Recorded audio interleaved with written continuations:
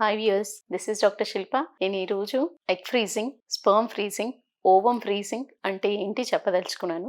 Ovum freezing కానివ్వండి, sperm freezing కానివ్వండి, సపరేట్గా ఫీమేల్ అండం నుంచి మేల్ ద్వారా స్పర్మ్ని తీసుకున్న తర్వాత దాన్ని ఫ్రీజ్ చేయడం. ఏ విధంగా ఫ్రీజ్ చేస్తారు, ఏ విధంగా కలెక్ట్ చేస్తారు.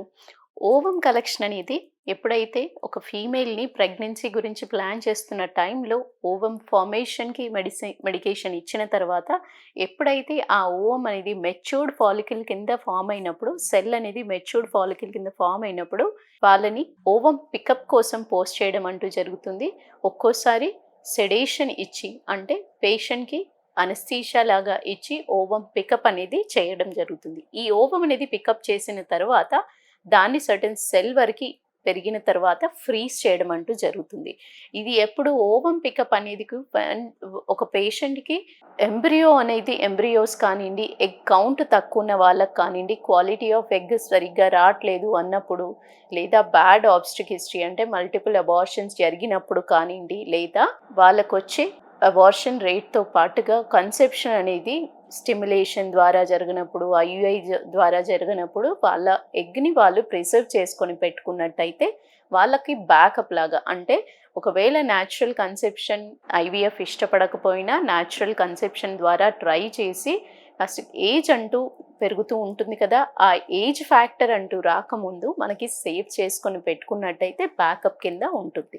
అండ్ ఇంకోటి మెయిల్ ఫ్యాక్టర్స్ ఉన్నప్పుడు, అంటే మెయిల్ ఇన్ఫర్టిలిటీ పేషెంట్స్ ఎవరికైతే నెంబర్ ఆఫ్ స్పర్మ్స్ కానివ్వండి తక్కువ ఉన్నప్పుడు, లేదా గుడ్ క్వాలిటీ ఆఫ్ స్పర్మ్స్ లేనప్పుడు కానీ, లేదా స్పర్మ్స్ది నార్మల్ ఫార్మ్స్ కానీ, మోటిలిటీ కానీ, లేదా దాని పల్చబడే తత్వాన్ని అంటే లిక్విఫాక్షన్ అంటారు. ఈ విధమైన ప్రాబ్లమ్స్ ఉన్న వాళ్ళకి వాళ్ళ హెల్తీ స్పర్మ్స్ ఎప్పుడైతే ఉంటుందో, అంటే మెడికేషన్ ఇచ్చిన తర్వాత కానివ్వండి, లేదా బిఫోర్ మెడికేషన్ కూడా ఒక్కోసారి హెల్తీ స్పర్మ్స్ ఉంటాయి. హెల్తీ స్పర్మ్స్ ఉన్నప్పుడు వాళ్ళకి ఎరెక్షన్, ఎజాక్యులేటరీ డిస్ఫంక్షన్స్ ఏమైనా ఉన్నా, లేదా స్పొమాటిక్ కార్డ్లో సమ్టైమ్స్ కొంతమందికి ఏంటి వారికోసిల్ లాంటి ప్రాబ్లమ్స్ ఉన్నప్పుడు వాళ్ళకి కూడా ఏజ్ని దృష్టిలో పెట్టుకొని వాళ్ళకి healthy life style and healthy sperms ఉన్నప్పుడు స్పర్మ్ ఫ్రీజింగ్ అంటూ చేసి పెట్టుకోమని అడ్వైస్ చేయడం జరుగుతుంది.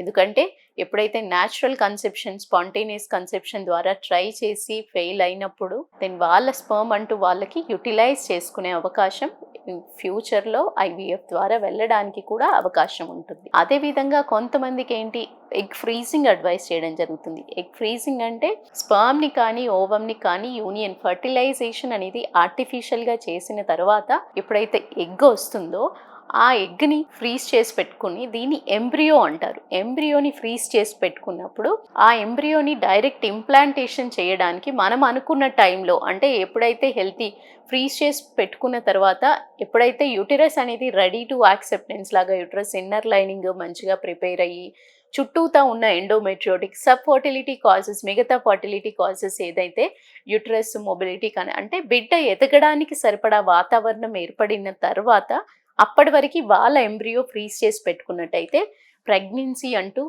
హెల్తీగా వెళ్ళడం జరుగుతుంది. సో ఈ కన్సెప్షన్ అనేది ఓన్లీ ప్రెగ్నెన్సీ నిలబడమే కాదు, హెల్తీ ప్రెగ్నెన్సీ వెళ్తూ హెల్తీ బేబీ అవుట్కమ్ గురించి కూడా దృష్టిలో పెట్టుకొని మీకు ఎంబ్రియో ఫ్రీజింగ్ కానివ్వండి, ఓవం ఫ్రీజ్ కానీ, స్పర్మ్ ఫ్రీజింగ్ కానీ అడ్వైస్ చేయడం జరుగుతుంది. సో మీకున్న కారణాలు మీరు తెలుసుకొని దాని ద్వారా మీరు ఈ టెక్నిక్ని యూజ్ చేసుకున్నట్టయితే చాలా వరకు హెల్ప్ఫుల్ అవుతుందండి.